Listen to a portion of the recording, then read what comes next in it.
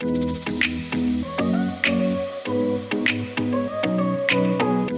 back to Lit Up with Lo. I am so excited about this episode. I have wanted to interview this guest for a long time. Having her on really reminded me of the power of taking action, and you've probably seen me talking about this on Instagram this week. My guest is the ultimate go-getter. When she has an idea, she goes for it, and she doesn't second-guess herself. And one of my takeaways is just, why can't we all do that more often in our lives? So I've been challenging my followers on Instagram, and now I'm going to challenge my listeners. If there is something that you have been thinking about, dreaming about doing, take the very first step as soon as you're done with this episode. Whatever it is, figure out what that first step is. If it's starting a podcast, buy the mic. If it's getting a yoga certification, go sign up for a workshop. If it's going to grad school, sign up for the GRE. Whatever it is, you're never going to start if you don't take that first step. And it's never going to be perfect. I'm really big on launching and adjusting. So when I put this podcast out, I just went for it. I just asked someone for an interview, and from there, it just took off. It was never perfect. And I didn't wait for anyone's permission. Frankly, I don't think anybody knew I was doing this until it came out. One of my dreams has always been to write a book. So I am making myself sit at the computer and write a page every day, because if I don't put words on paper, the book is never going to be written. And maybe I realize after a while I need to do a writing workshop. Then I'll do that. Whatever it takes to get that book written, I will do, because that's one of my dreams. And whatever that first step is, tell someone, tell me, tell a friend, and we'll keep you accountable. My mission of this podcast is to inspire you to reach your goals, your dreams, become the best version of yourself. And the mission is just as important as the actual dream. If you lose sight of your mission, you'll lose sight of the dream, and you'll forget why you're doing it in the first place. And on that note, I want to introduce my guest, Helen Hall. I first started following Helen a few years ago when she was at Hushup and Hustle, because she's based in Charleston, South Carolina, which is one of my favorite cities, and she's friends with the cast of Southern Charm, which is one of my favorite shows, of course. And I have just been in awe of her journey. She went from being fired from her corporate job, which you'll hear about in the episode, to rolling blender bombs for her personal training clients in her kitchen, to now selling blender bombs on Thrive Market, in Whole Foods, and in a few weeks, Costco. She also has bomb drizzle, bomb granola, bomb butter, and now bomb bars. She also founded Hustle Smoothie Bar in South Carolina. And if that wasn't enough, she also has the 80/20 Market, which is an online marketplace for your 80/20 lifestyle. She also is in the process of launching Tipsy Spritzers, a completely clean, organic wine-based spritzer that I am really excited about. We talk about all her businesses from the ground up. We even get into the nitty-gritty of how she got into Thrive Market and Whole Foods. We talk about intermittent fasting and human design for business. Helen has been on two of my favorite podcasts, The Skinny Confidential, His and Hers, and The Balanced Blonde Soul on Fire, so I was so honored to bring her on my show. Helen has kindly provided a code for my listeners, so if you want to try Blender Bombs, check out www.blenderbombs.com and use the code LITUP for 15% off your order. And with that, here's Helen. I am 27. I'm from Atlanta, but never had any intention of owning my own business. I thought I was going to be in the fashion industry, making my own clothes. I just loved piecing fabrics together. And sometimes I sewed them, sometimes I taped them together, sometimes I stapled them, whatever it took. I loved that design aspect, but that kind of changed. When I was in college, I gained 30 pounds and was trying to figure out how to lose it. I would lose it, gain it, lose it, gain it. I did all the Google fad diets that you could possibly think of. And finally, I figured it out. So the only thing that ended up working for me long-term was eating a mostly plant-based diet, because if you look at all of the fad diets in the world, they have one thing in common, and that is mostly plants. So people can argue that, mostly plants with meat, or all plants, or mostly plants with fish, or mostly plants and bread. At the end of the day, everyone can agree on 80% plants, right? Mm-hmm. So that's where I kind of just developed this 80/20 lifestyle. So I'm 80% plants, 20%, whatever the heck I want, no rules. Or sometimes 70/30, sometimes 90/10, sometimes 60/40. If it's Thanksgiving, there's no rules. And then on top of that, I started having this smoothie every day. So the reason why I was able to do this mostly plant-based lifestyle was because I didn't have cravings anymore. I used to be a binge eater. Chocolate was my downfall, or any sort of sweet. Cookie cake was my downfall. And that's when I learned that I was lacking some nutrition, which is why I was having these cravings, and I wasn't eating enough fiber because I was always constipated. I mean, like for a week or 5 or 6 days at a time. And I thought that was normal. So my doctor gave me a list of nuts and seeds to have every day. I started putting those nuts and seeds in my smoothie. It was chia seed, hemp seed, flaxseed, walnut, pecan, almonds. And then I would have that smoothie every morning. And after a week of doing that consistently, I also added, of course, like fruits and vegetables and things. My cravings for sweets went away. And that is when I was like, holy cow, there's something to nutrition. And I fell in love with nutrition. I became a personal trainer and have developed a couple, health conscious businesses since then. That's amazing. I'm very familiar with your businesses. So when you were in college, I mean, I've been there too, where like you have no instruction really on how to eat. You go from your parents cooking for you every day to then you get the dining hall and you're just like trying to fill up. Like I was literally eating ice cream. Same. So you start trying these fad diets. When did you realize like the plant-based lifestyle was working? So I never even really thought of it as plant-based. Now that's just kind of how I explain it because it's easier to understand. But it was because it wasn't plant-based. It was mostly plant-based. So it would be veggie sandwiches and maybe a slice of cheese on there, or it would be, a salad with a little bit of meat on top. And since then I've moved away from eating meat just for, ethical reasons, or I'll eat wild game, but not like processed or store-bought meat.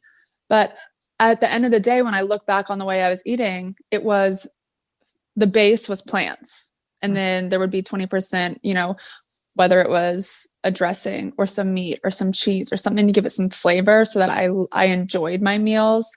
And there's definitely ways to make eating vegan and vegetarian totally tasty too. But I like efficiency and I don't want to have to add like a lot of spices and things like that. And I also, tried vegan and I have felt my best with this 80-20 lifestyle. Yeah, no, that's amazing. And you do intermittent fasting as well, right? I do. I don't know if I do it the correct way. I used to do it like strictly the correct way when I was just testing out how much I liked it and I loved it. But I don't eat until around like 11 or 12. So I do intermittent fasting, but I do add oat milk to my coffee, which technically quote unquote breaks your fast. Yeah. Yeah. But like, honestly, 80-20, I don't care. Yeah. I do it right for the most part. Yeah, I'm the same way. Like I'm having a celery juice right now. Yeah. Which people would argue, yes, it breaks your fast, but does that matter? Like it's better to have the celery juice than not, Exactly. Yeah, totally. And it's better for me to have the coffee with oat milk than not. There you go. Exactly. Would you attribute the intermittent fasting to helping with the weight loss as well? Absolutely. And also just portion control, and energy. If I eat a heavy meal first thing in the morning, then I feel sluggish for the rest of my day. But I also need to preface that with I do not do a lot of exercise. I mean, I walk.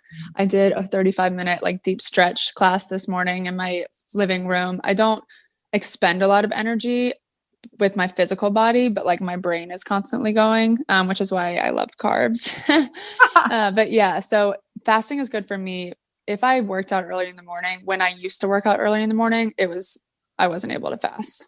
Yeah, no, that's really tough. And it's interesting that you're not a big fan of exercise because you were a personal trainer.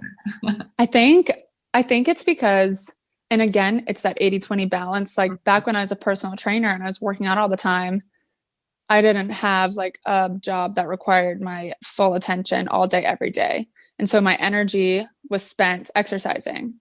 Now my energy is spent using my brain and managing people and managing businesses. And I do it from sun up to sundown. And so I don't want to do a high intensity workout. Like I'm busy.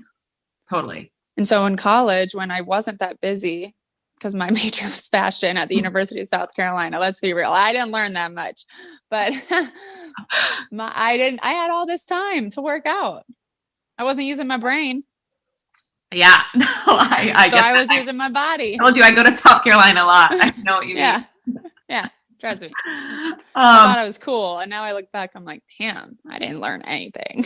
that's amazing. Did you think you were going into a fashion job after? 'Cause clearly, Yeah, that was my plan. I yeah. mean, not to say it won't happen one day. Like, I genuinely love fashion and design, and it's something I don't really talk about that much on my Instagram because I also have this internal struggle with like materialism and that I haven't quite figured it out yet for myself. So it's not something I want to do business with. I figured nutrition out for myself. So like I'm gung ho with that right now. Right. Right. No, I'm for it. Yeah. How do we become minimalists? That's my goal. That's how so weird you say that because I just watched that documentary and I've been doing the Yes. challenge where I get rid of like one item and then two items. It's hard, man. It's so hard, but like so fun. So I've been doing a little slow, steady challenge for the last 2 years. And now as I pack for this bus and we're going on this road trip and I'm going to see how minimalist I can be. that's amazing. I'm all for it. Very cool. So you graduate college, you've like lost all this weight. Did you start like adding the seeds when you were still in college? Yeah. So I was doing that smoothie in college and I had all the time in the world, right? Just like I was talking about. So I had time to open up 10 different bags, get my teaspoons, measure out all those ingredients, put them in the smoothie, blend it up. And that's kind of what got me into personal training, right? So I became a personal trainer after college, after getting fired from a couple jobs, realizing the corporate world wasn't for me. Yeah. But that I loved, this personal training gig at the time. I loved it. And I asked my clients to start making the smoothie because, you cannot out exercise a bad diet. It's never going to happen. Plus, like, you just need nutrients. When you start exercising a lot, you get hungrier. So you need something that's going to fill you up. And a lot of people will use this psychology where I'm trying to lose weight, so I'm going to exercise and then I'm going to have a 200 calorie smoothie, but then I'm going to binge eat later in the day because 200 calories isn't enough. So no, like have a 500 calorie smoothie or 400 calorie smoothie, whatever it is. And they just wouldn't do it because they didn't have the time. I was training people who had kids, who had families, who had, intense jobs that were waking up at 5:30 in the morning to work out. So the idea hit me to make their lives easier and just roll all those ingredients in a bucket with some dates to hold it together and a little bit of honey because I love honey. And I gave them the balls and testimonials started rolling in. They were like, holy cow, this keeps me full. Like I'm not hungry for 4 or 5 hours. My wife is obsessed with these. My kids eat them plain instead of cookies. And the testimonials just kept coming. So I started screenshotting the testimonials, putting them on my Instagram story, which had like 1,000 followers at the time. And my friend was like, Helen, you need a Shopify store. So I created a Shopify store in like 3 hours. Like the ads say, you can do it. It's so easy. It was ugly as hell. I mean, it was ugly, but that doesn't matter. People don't care what it looks like as long as the product's good. And orders just kept coming in for the blender bombs. They were called smoothie bombs at the time, but I got a cease and desist from a company in Australia, which I didn't know existed. And they're like, we have a company called Smoothie Bombs. You can't use it. So we changed it to blender bombs. Oh my gosh. And so when you had the Shopify store, were you still working in your kitchen or did you have to get a commercial space? I was supposed to get a commercial space, but I didn't. I didn't do anything legally. Like I did everything, ethically, but right. I didn't do anything by the books. Like I didn't know what sales tax was. I didn't know shipping fees. Like I just slapped a label on it and like sold it. Yeah, you were just going with it, with what felt. Yeah. And I was tiny. Once I started like getting bigger and taking it seriously, I had to go into a commercial kitchen. Right. But I just called like a catering company and I asked if I gave them the recipe and I could pay them to make these balls, and they said sure. Wow, that's amazing. And originally it was just you rolling them in the kitchen? Yeah. Oh my gosh. What was the original flavor? And Friends. Oh, and Friends. Original. Yeah. So all of the recipes are like the first recipe I ever made is the recipe we still use today as the base of the blender bombs, just because there is a specific ratio of the different nuts and seeds that you want to put together. That is the key to that fat, fiber, protein, carb ratio that keeps you feeling full. And so, all the blender bombs are about 90% the same. That's amazing. And then at what point were you like, okay, this is a thing? I guess, I still don't even feel like it's a thing, but it is. And I accept that. But when I was able to make it my full-time job was about 4 months in, when I realized that I didn't have to ask my parents for rent money. So they had been paying my rent for a little bit because, you don't get paid anything as a personal trainer. And I was living in Charleston, South Carolina. And so it was like 2 months and I didn't have to ask my parents to pay my rent. And I was like, oh my gosh, I did it. I did it. That is so awesome. Wow. I was so excited. Yeah. It's so inspiring. I mean, so at the time, did you ever think like, oh, I'll, do this personal training thing for a little bit and then like go back and get a corporate job like everybody else? Or no, I was set on like training. I worked for like a big tech company in Charleston, and it was a call center basically. And so I was the middleman between employees and insurance companies. And so I got fired because I was on the phone with this girl and she was yelling at me about something I didn't understand and I had no control over. Like, it was something that the insurance company did, and you're just the middleman, right? You're the filter. And I was like, hey, ma'am, can I put you on a brief hold? I'm going to go talk to my supervisor about this, see what I can do. And I put her on hold and I looked at my coworker. I was like, this woman's being such a fucking bitch. And I didn't have her on hold. So, well, she deserved it. I told on myself, she was fine. She was like annoyed, but she was like, just fix it. And we did. But I felt so bad because, 30% of the calls get listened to. So I told myself. And then that night they called me and they were like, you can't work here. Well, you know what? It wasn't meant to be. No, it wasn't. And I'm still friends with my boss. Like, it's fine. Okay. But that job was not for me. Well, why were you even at that job to begin with? Because didn't you want to do fashion? Yes. But I didn't want to work in a retail store. Got it. I had done that. I didn't want to be like a salesperson and stand on my feet all day and sell clothes. That was not fun to me. Fashion, I would have done my own thing on the side, but I got the corporate job because I wanted money and I thought it'd be cool to dress up in a suit every day. Like, I didn't know it was going to be a call center. That's hilarious you say that, because I feel like so many of us like think about that. Like, when I moved to New York, that's what was in my head. Like, oh, I'll go to the office in heels. Okay, you're on the subway. Like, it's not super glamorous. I wanted to dress up because I loved dressing up. Mm-hmm. And that's why I went. And it was not a match made in heaven. Yeah, no, that wasn't going to work out for you. So when did all of this like happen with Blender Bombs? Because it wasn't that long ago. No, so I started like rolling them in my kitchen April of 2017, and we only got like our packaging in January of 2019. That's amazing. Oh my God. It's been crazy, but it seems, because we're national with Whole Foods, we're launching in Costco in a week and of several locations, and we're on Thrive Market. It seems glamorous, but for those who are listening, it is not. It's so fun. Like, I wake up every day. I've never been happier in my entire life than I have these last few years through all the hurdles and the shit and the good stuff too. But when you grow into retail, like when we made that decision to not just be an e-commerce company, but to grow into retail, it is a different ball game, and it is hard. Like, financially, it is hard. And it didn't used to be when it was just e-commerce because our margins were bigger. Mm-hmm. Can you expand on that? Yeah. So with food, the general rule of thumb is like you keep a 40% margin, and that's the lowest you ever want to go. And so if you plan to go into retail, you have to account that your margin is going to be 40% when you go into retail. But with e-commerce, your margin is going to be bigger because you're going direct to the consumer. There's no middleman. But when you sell to a big company, like a Publix or a Harris Teeter or something like that, you don't sell direct to the store. You sell to a distributor who then sells to the store. So it's another middleman right there. And anytime that you use a discount, so when you go to Whole Foods and you swipe for that 10% off, like, we pay Whole Foods for that 10%.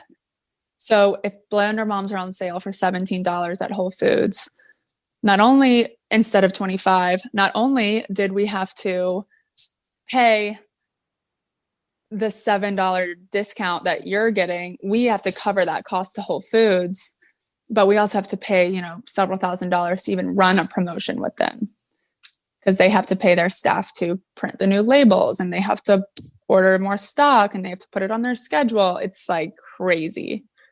Wow. So I had no idea. Yeah, me neither.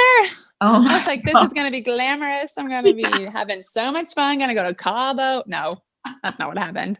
Not yet. You don't work from the beach? You don't have a private jet? No, bitch, I do not. You do have an RV, though. I got an RV, though. I got a trailer park car, though. Close enough.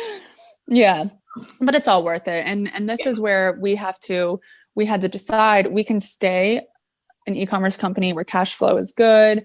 We're doing X million a year, or we can, that's fine. But or we can, what I want to do, my mission is to get more people to have the blender bombs, right? Especially the older generation who needs this consistent smoothie every day. They need that nutrition, and they're not going to buy it online. Mm-hmm. So I want to be in retail too.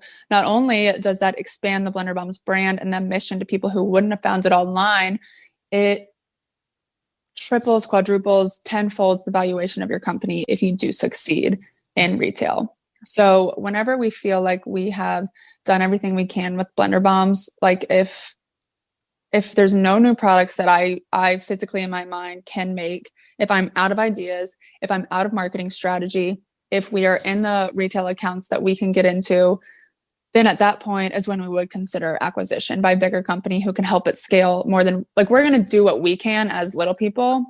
But when it gets to that point, we'll open our eyes to acquisition, just because we do want this product out there. We want it everywhere, especially the bomb bars. Oh yeah. No, we'll get to that. I agree. It always goes back to the mission, and you have to stay true to that. When did you get into Whole Foods? June of this year, which was tough because it was COVID. Yeah. And although people were going to the grocery store left and right, Blender Bombs are a luxury. Not really. A lot of people think they are, but if you do the math, it's the same price, and it cuts down on time. But yeah, so it's been hard, but it's been fun. It's been good. I'm excited for Costco. Yeah, no, that's amazing. How did you get into Whole Foods? Did you have a source? What do you think? Yeah. Okay. This is crazy. I want to know. This goes back to just hustling and doing everything that you possibly can. Before I answer the Whole Foods question, we got into Thrive Market first, and I emailed Thrive Market every day for 30 days straight. Finally, on the 30th day, they got back to me. But with Whole Foods, I went on my Instagram story and I said, hey guys, I really want to be in Whole Foods. You guys keep DMing me that we need to go into Whole Foods.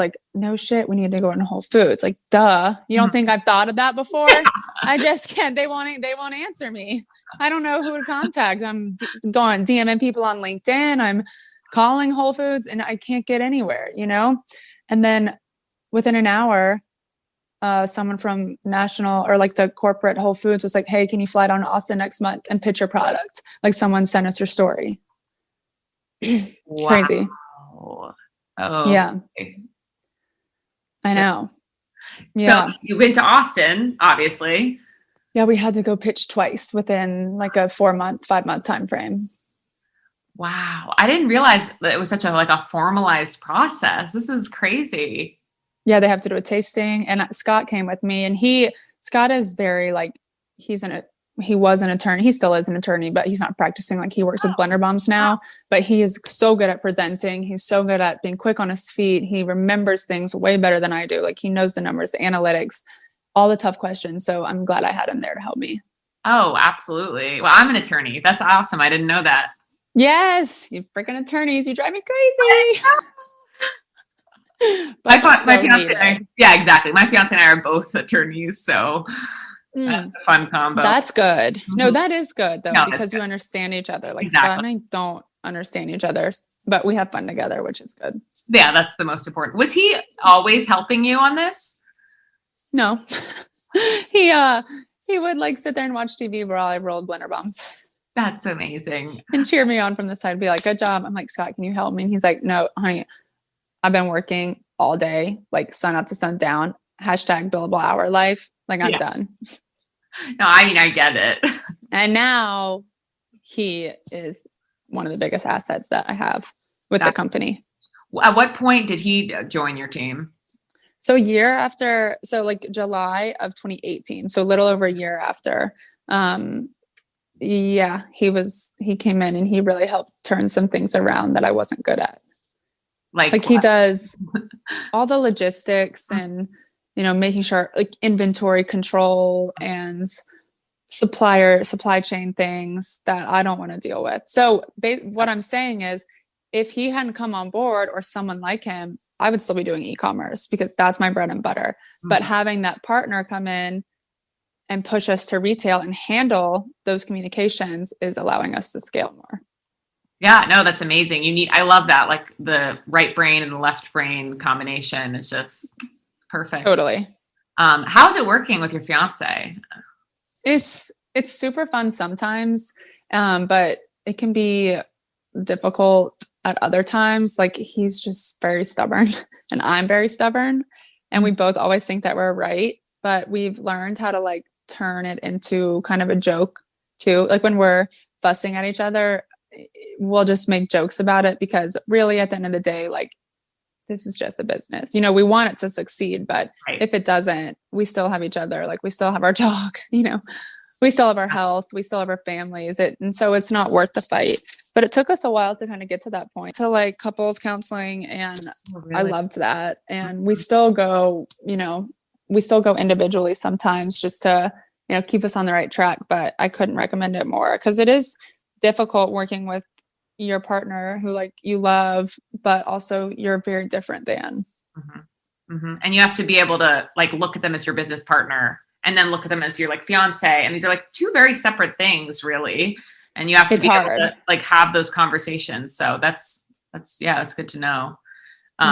That reminds me of, I think you said on a podcast I heard you on that life is just a game. And I tell myself that all the time. I'm so glad because it is. Life is just a game. And at the end of the day, nothing matters. Yeah. When we were still in New York and like really wanting to leave, like COVID I love New York, but COVID like really made the city so different and we just wanted to be in nature. And I didn't think it was possible. I just kept telling myself that. I was like, it's just a game. We can do whatever we want. Like we can make this happen. So you can, dude, if I can do this with blender bombs, like anyone can do anything.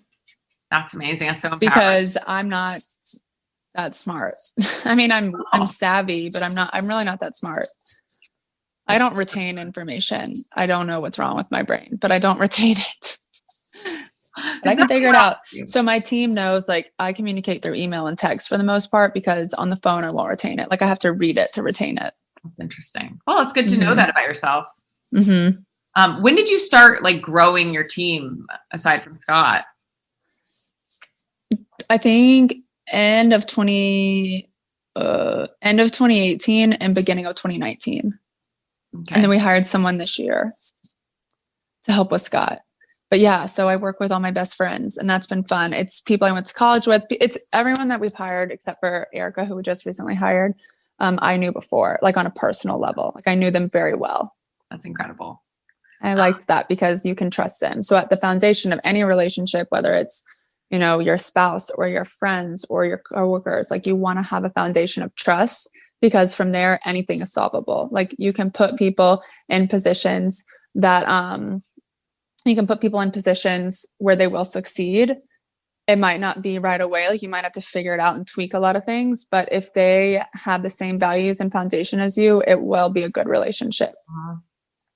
No, that's so important. I think that's one of the biggest things founders struggle with is giving up control. So, but if you trust your team, not me. I love giving up control. Like Pat.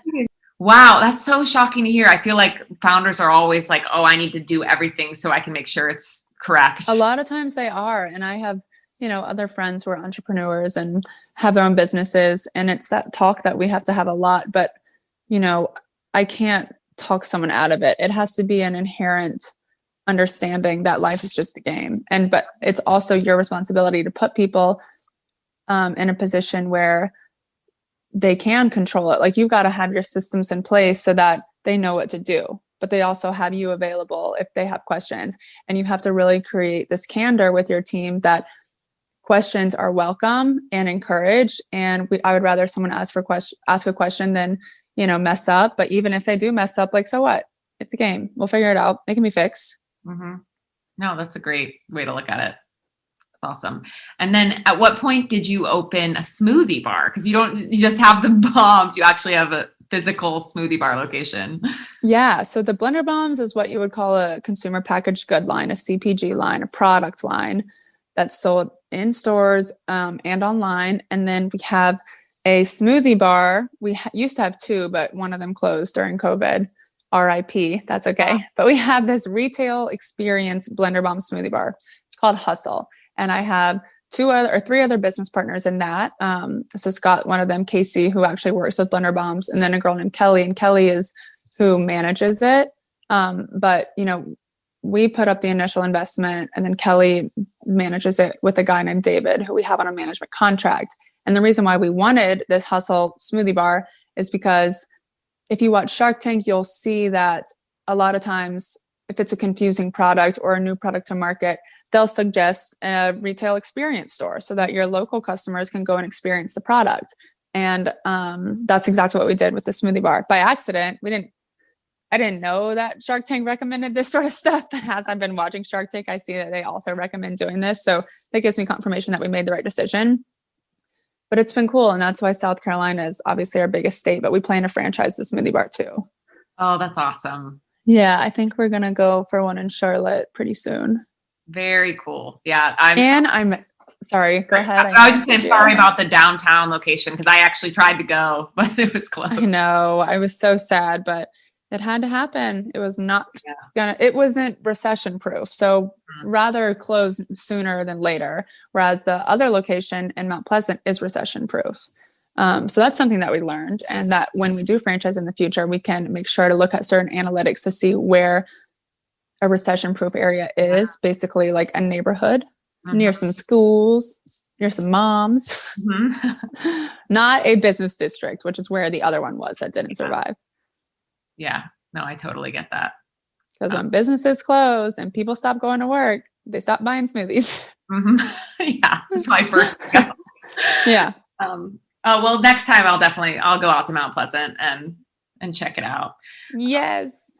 That's amazing. And then I remember seeing too that you guys were having like problems with like the rent, and you got that all figured out. Yeah, kind of. I mean, what's difficult now is, we had to buy ourselves out of that lease. It was a 5-year lease and we hadn't even been open a year.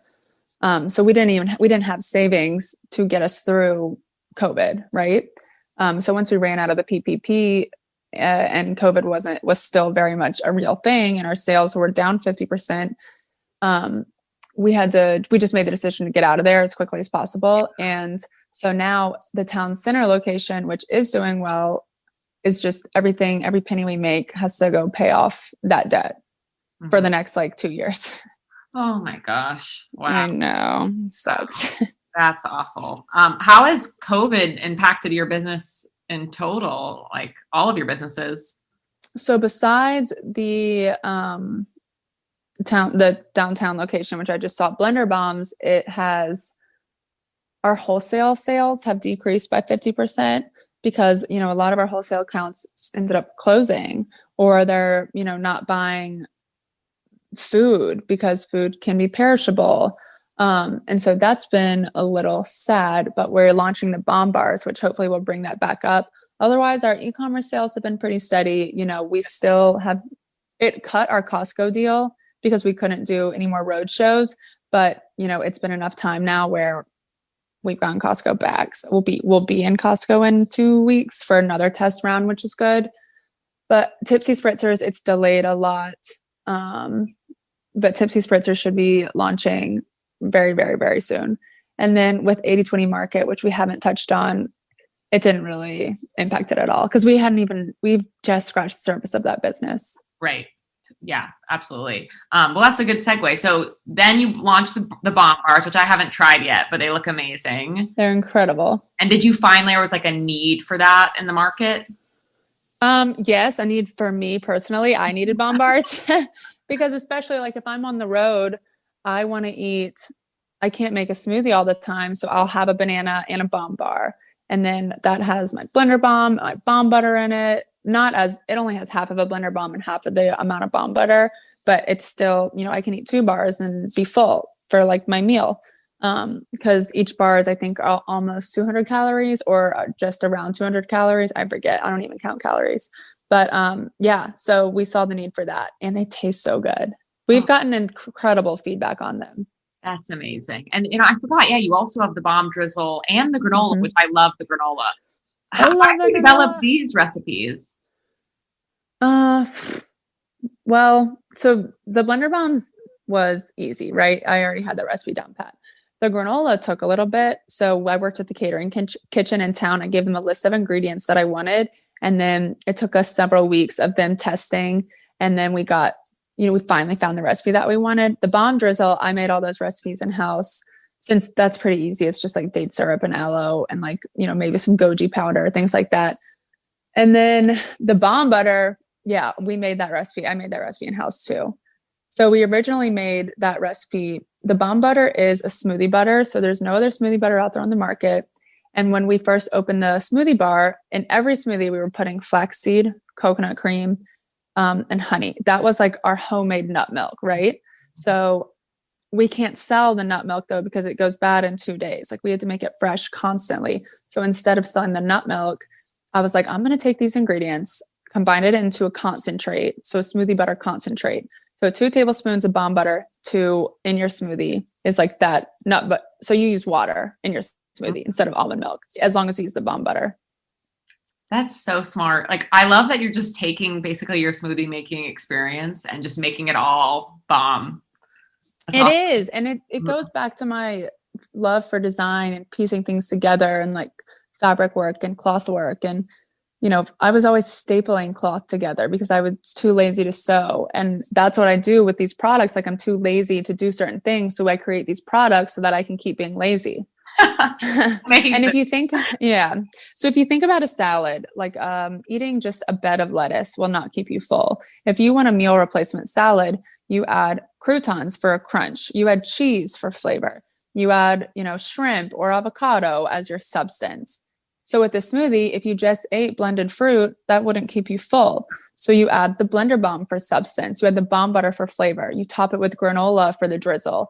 With the salad, you add salad dressing. You top it with granola for the crunch. But with the salad dressing, you add salad dressing. With the blender or with the smoothie, you add drizzle. That was so confusing. I just ate all my words. Oh, I got it. But you get what I'm saying. Exactly. It's the entire experience. And I love that, like, you can go to your Hustle smoothie bar, or you can just be at home and you can make the same thing. Yeah. Or you can have someone make it for you. Like I own blender bombs and I go to the smoothie bar every day to have someone make my smoothie. That's awesome. And I still have to pay for it. That's great. Good. I'm like, oh God, what was this for again? No, I'm just kidding. Yeah, exactly. It's so fun. One day, 2 years, I'll be able to get my smoothies for free. Yeah. I hope. Yeah. But then, so 80/20 Market is the other business that we kind of haven't touched on, but like you just asked, like, how do I come up with all these things? I love creating products. That's my passion. But if I was to sell blender bomb cookies, like that wouldn't make sense, right? That wouldn't go with my salad metaphor. Right. So we created 80/20 Market and called it like, it's a lifestyle marketplace so that I can just keep creating products and just sell them on that brand. And we'll never bring that brand into retail. We'll only sell it at the smoothie bar and online and on Amazon. That is very cool. Wow. You really do have a gift for making products. I didn't think about that. Cause I think that, to me, that's like the most intimidating part. Like, I have this idea now, how do I like get it into packaging and like get it on a shelf? Like, do you have any tips or recommendations for that? I would always tell people to make it yourself first and prove concept before ever bringing it to a catering kitchen or like a commercial kitchen, because the last thing you want is a product that you have tons of inventory of that doesn't move. So try it out with your local community, see how responsive they are, and then you can call me and I'll help you go through the next steps. But it would be, my first step is calling a catering kitchen to outsource it. And then you would go to the commercial kitchen after you prove concepts with the catering kitchen. Yeah, no, totally. And then the packaging and all that, you outsource? No, I would definitely bootstrap the packaging too until you prove concept. So, use craft bags, use Ziploc bags, no one cares what the packaging looks like necessarily. But once most people, the minimum order quantity for custom packaging is like 1,000 to 5,000 units. So you want to start small so you don't have like all this packaging that doesn't get sold if people don't like your product. I mean, we've had some products fail for sure, like some products that don't move. The cookies have been an issue, but we finally figured it out yesterday. Oh. We had to switch coconut ingredients. So who would have thought that the coconut sugar, which can be either really sticky or really dry, like sometimes the batches of cookies would be amazing and sometimes the batches of cookies would be horrible. And we figured it out that it was the coconut sugar. Interesting. Yeah. And then, okay, so because that wasn't enough, now you also have Tipsy Spritzers coming out. Yes. And that is my last business. I will say that. Not my last product, but my last business. Mm-hmm. So I have a business partner in that. Her name's Katie. And she and I work together very much. So like Scott and I were very different, completely different like brains, I guess. But she's so smart. So I love having her as my partner. But it's a organic wine-based low alcohol spritzer, and it's launching soon. It's going to be interesting though, because we've been working on this for 2 years, and everything else I've talked about, I was able to use shortcuts for, like craft packaging and, going to Costco, buying ingredients for the first couple rounds. But with alcohol, you can't do any shortcuts, which is why it's taken us so long to launch it. Yeah. And I'm sure all the regulatory stuff is a lot. Oh my gosh, I can't even. That gives me a headache. Katie deals with that. Katie deals with that because I can't. But that COVID actually did hurt us on this because we couldn't find any bulk wine.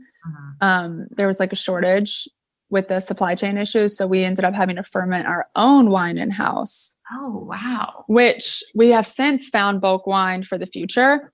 But the first production run, we have to use the wine that we fermented, and it doesn't taste as good as the wine we'll use going forward. So I'm kind of nervous about launching it because it's going to taste good, but it's not going to taste like it will taste going forward. So I'm hoping that customers still like it. I mean, it's still good, but it's going to be amazing the second round. Mm-hmm. But it's kind of scary because like your launch is the most important thing. But I'm also that we would lose $30,000 if we didn't use that wine. And I'm not doing that. Yeah, no, just launch all the yeah, right. Mm-hmm. And you said it's not natural flavors; it's like totally organic, like real flavors. What flavors are there? Orange and grapefruit. So for people listening, the word natural flavors sounds like, why wouldn't you use natural flavors? Like, then what are you using? Artificial? No, natural flavors are actually not that natural at all.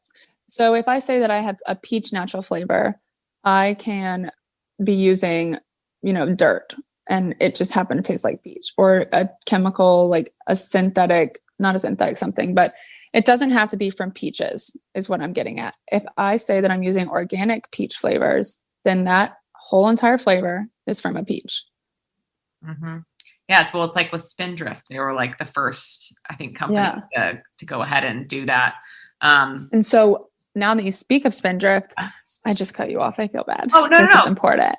Okay. So Spindrift is manufactured in a way where they have to add some and I could be wrong, correct me if I'm wrong, but I think they have to add something to preserve it in the can. So every time I drink Spindrift, I love it, but my eczema flares up, right?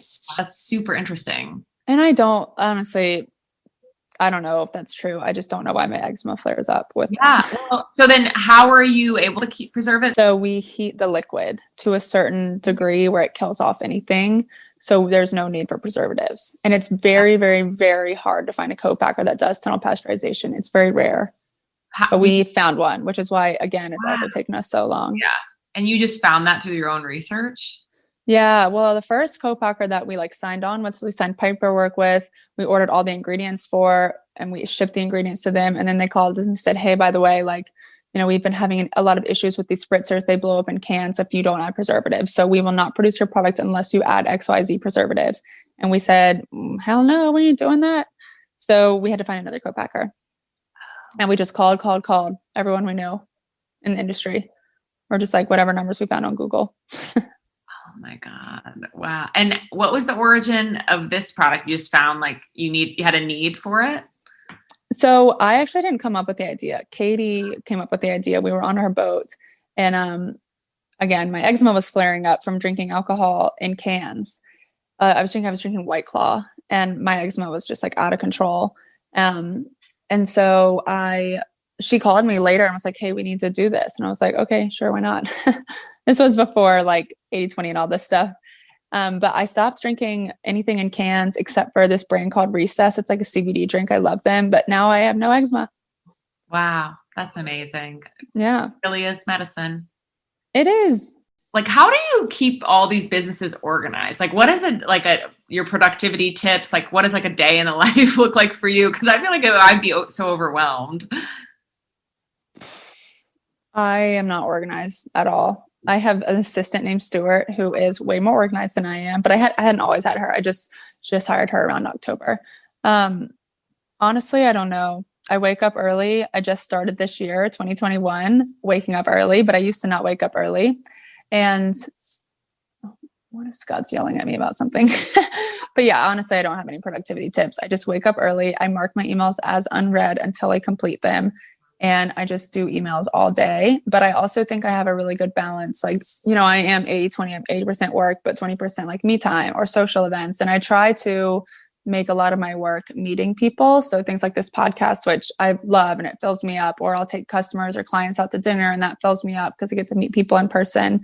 But I think that was a bad answer because I don't have any productivity tips except for love what you're doing. And then you will work all the time. Mm-hmm. And it doesn't feel like work.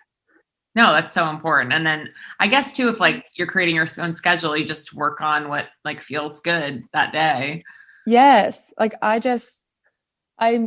have a team of 6 people who do the things that don't fill me up. So then I don't feel stress. Mm-hmm. No, because they like doing those things, but I don't. So it works out great. Mm-hmm.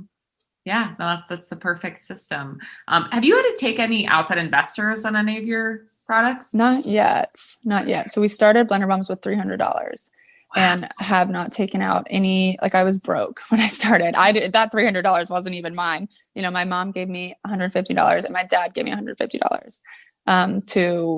My dad got my LLC and my mom took me to Costco. And from then I was able to grow the business to what it is today, which is crazy, but we are getting a line of credit soon because we need that to grow. Mm-hmm. And we will most likely bring on an outside investor soon for sure. But 80/20, same thing. Like we started that grassroots. We started with one product, got money from that product, invested in another product, built the Shopify website ourselves. Tipsy Spritzers though, we have had to put I had to put some of my personal money in there, but it wasn't like I had to sell clothes to get that money, And then with Hustle, I did put some of my personal money in that, but the way we set it up is that Blender Bombs is a wholesale customer to Hustle. So Blender Bombs gave that initial investment to Hustle after we proved concept with the pop-up. So we had some money from the pop-up, which cost nothing to start. And then to help build out the location, Blender Bombs gave Hustle some money, but also Blender Bombs makes money from Hustle. So it's broken even. Mm-hmm. And from then on, it will only be profit or only be a smart idea for Blender Bombs because Blender Bombs are sold through Hustle. So we get a % of every sale too. Got it. Yeah. No, that's great. It's all interconnected. And then where does the RV come in? The RV was the first employee we ever hired. Yeah. So again, we're super grassroots. We don't have money for marketing because we don't have investors. So before I even hired anybody except for Scott, we bought this RV to go save because we were doing pop-ups at the time. That's how we made our money was pop-ups. But it was expensive buying these Airbnbs. So we calculated how much money, if we bought this RV, how much money we would save on Airbnbs and at what % of time would we make a return on our investment. And it was 2 years. And so we've already, made a return on that investment. And then when we sell the RV after this year, I think we'll sell it because we're not going to do as many pop-ups anymore. But after we sell the RV, it will have been a great financial decision. Totally. I think that's how it works. Yeah, no, I mean, it sounds smart. Yeah, because instead of like, spending $1,000 on an Airbnb for a weekend, I put $1,000 towards the RV. Totally. And that's money that I can get back when I sell it, or most of it at least. Mm-hmm. Yeah, totally. And I know you do like more the local pop-ups in like North and South Carolina, but then you did like a cross country road trip last year and you're doing another one. So tell us about Yeah. that. Last summer we did a 6-week one because the plan was I just got to use the RV to go cross country and then I can sell it. And then I loved it so much. I was like, we can't sell it yet. We need to do a longer RV trip. So this summer we're doing this year, we're going to be gone for 6 months. Wow. 6 months. Yeah. Oh my gosh. We're going to go all the way to California. We're going to go to Colorado, Texas, Arizona, Wyoming, North Carolina, and then back to Charleston. Wow. And you do pop-ups like along the way? 2 pop-ups a week. And then we're going to have meetings with wholesale accounts, meetings with buyers, meetings with our customers, meeting with our ambassadors. Literally anyone who wants to meet up, we'll try and schedule it, or people can stop by the pop-up and we can meet there. That's amazing. That's so cool. I love that. I'm excited. It's weird though, because it's COVID, so I got to be careful. But at the same time, like I have the antibodies right now. Hopefully I keep the antibodies. Congrats. Thank you. Thank you. Thank you. I didn't realize you had them. Yeah, I got them. Oh, I got COVID over Thanksgiving. That's a bummer. Well, And Scott had it last week. Oh God. Yesterday was his last day of quarantine. Well, he looked good. Yeah, he looks great. Can't breathe through his nose, but that's okay. Oh my gosh. No, Yeah. he's good. Oh, what a year. Have you had it yet? I have not. Thank God. Knock on wood. Lucky. I wish I hadn't. I got it in Jackson Hole from the airplane. Oh. Yeah, we've been traveling and we kind of stopped in the last few months. Like I didn't go anywhere for Christmas, but I'm so lucky that it never happened before then. So you are lucky. Yeah. Wait, when do you leave for your road trip? On Monday. So if you saw the house right now, like I'll show you, it is a mess. We are preparing because people are renting our house while we are gone, but it's just like living in filth. Wow. And now 6 months on the road. That's wild. I know. That's amazing. And then you sleep in the RV too and everything? Yeah. So in Dallas, we're getting an Airbnb because some people are going to come meet us. But otherwise, for the rest of the trip, yeah, we stay in the RV. It's great. That's awesome. I love staying in the RV. It's cozy. It's not cute, but it's cozy. No, that sounds fun. Okay, well, the last subject I just wanted to touch on, because I know you're super passionate about this, and so am I, is human design. Yes. So what are you? I'm a generator. Oh, yes, the best. So I'm a projector. Yeah, so is my fiance. Oh, good. Is your audience familiar with human design? A little bit, but I think you do a great job of explaining it. So if you win, it's human design is like Ayurveda mixed with I Ching. Think Myers-Briggs, but Ayurveda meets Myers-Briggs. So the difference between like the Enneagram or Myers-Briggs is that you decide the answers to the questions, right? So you can control the outcome of that test. And it could change every few years because you change every few years. But with human design, it takes where you were born, the time you were born, and I think what else does it take? Your birthday, where you were born, and the time you were born. And then it gives you this full body chart where you can discover your strengths, your weaknesses, how you communicate with others, if you should intermittent fast or not based on the arrows. I mean, but it's another language. You really do need a human design teacher to walk or session where they can walk you through what your chart says. So I love it. I use it when I hire people to like learn about them. It has been nothing but successful for us. I use it in my relationship with Scott to figure out, how we can communicate with each other. And I love it. But I'm a projector. Scott's a projector. Interesting. 2 projectors. So you both need a lot of like recharging time. Yeah, I guess Scott definitely does. I don't know. I don't need as much recharging. I recharge on the weekends. That's what I do. I love a chill weekend. Maybe And fun. I'm stoked. Yes. I'm stoked for this bus trip because I feel like I will be recharging a little bit, but maybe I won't. Maybe I'll be busy. Well, when you're on the road, like between stops, you just chill out. Mm-hmm. How do you hire based on human design? That's fascinating. So, when I'm looking for someone who's going to lead a group of people or like manage something, it's normally a projector that I look for. But if it's like generators is who we're trying to hire now. Well, we're not hiring right now, but if we were, it'd be generators or manifesting generators because you guys can freaking work horses. But I don't like only hire based off human design. If I want to hire a human because of their human qualities and like their personality, then I look at their human design and see what position they would be good in. Mm-hmm. And ask them if they agree. And it's always been a yes. Mm-hmm. And has it helped you like as a leader to know you're a projector? Oh yeah. I think if anything, I struggled with bossing people around and telling people what to do because I was like, what right do I have to be a leader? And then when I look at my human design, I'm like, oh yeah, I'm a leader. I can tell you what to do. 100%. Yeah. And then Scott's like, well, I'm a leader too because I'm a projector, so I can tell you what to do. And then I'm like, no, I can tell you what to do. And then he's like, no, you're wrong. I'm right. I'm like, oh my God. I signed up for this. Exactly. That's fun on that RV, you guys. Yeah. It's going to be, I can't wait. He's the best. He is fun to be around. Like he's funny. He makes me laugh. Oh, it's so sweet. Wait, how did you guys? He makes me laugh because he's so bossy. And I'm just like, what? Where is this coming from? That's amazing. We met at the gym though. Really? Wow. Yeah. Well, it all just comes together. Yes. Nutrition, exercise, it's all part of it. Now neither of us go to the gym. Well, you got what you needed there, each other, and then you're out. Yeah, exactly. That's so funny. And then just a couple final questions. Do you have a morning routine?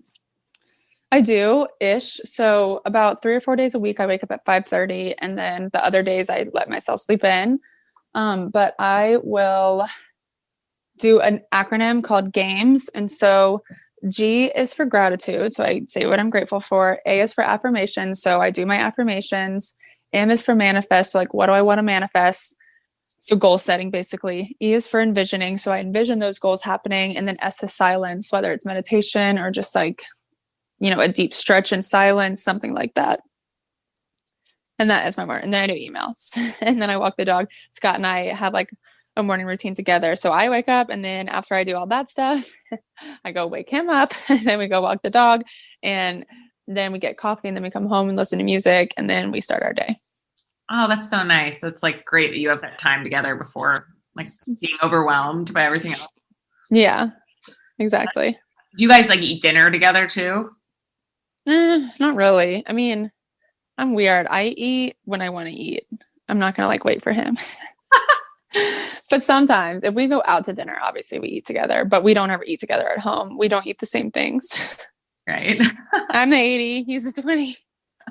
He made bacon and eggs and biscuits this morning. I was like, I didn't sign up for this.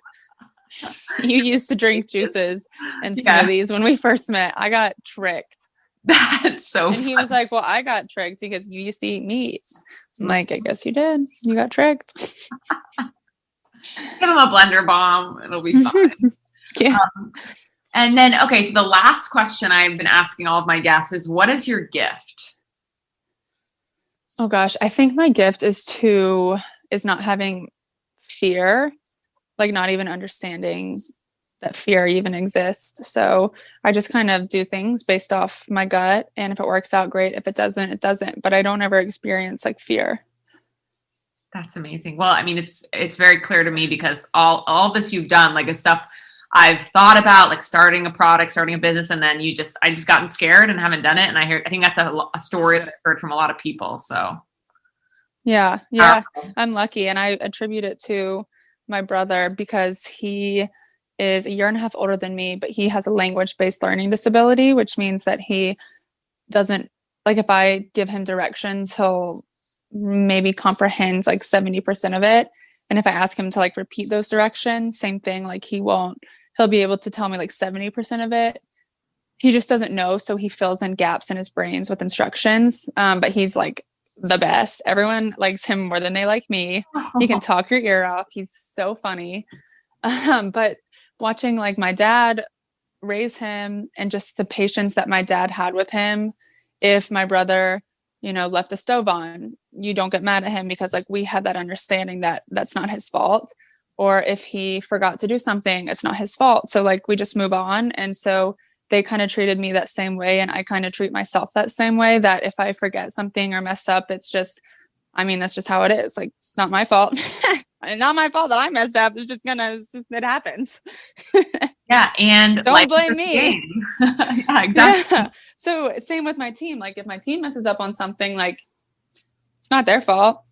It's not my fault either. It's just, it happens. But like, what can we do to try to prevent it again? Or what can we do to fix it? Oh, you sound like such a great boss. I try, but they'll probably tell you like, Helen's fucking crazy. But I love them. They're crazy too.